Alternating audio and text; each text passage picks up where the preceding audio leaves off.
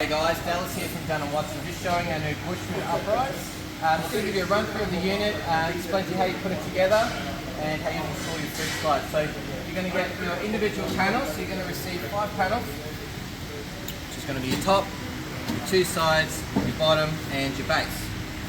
The entire unit is set with nutserts internally, so when you line the panels up and then you use the screws supplied, you're going to be able to line them up with the nutserts and it's all just going to bolt together neatly like so.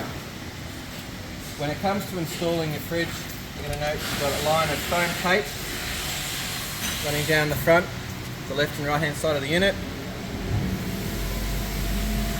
Fit this tape, it just takes out the clay in the gaps on the side here.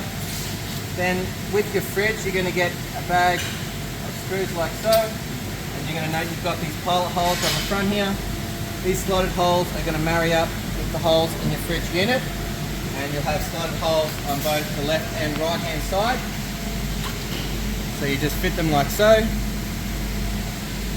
When it comes time to install your unit, you're going to have, when you open the door, you're going to have access to your mounting feet, and then you see these pilot holes here. And on the rear of the unit you've got pilot holes here as well. There you have it.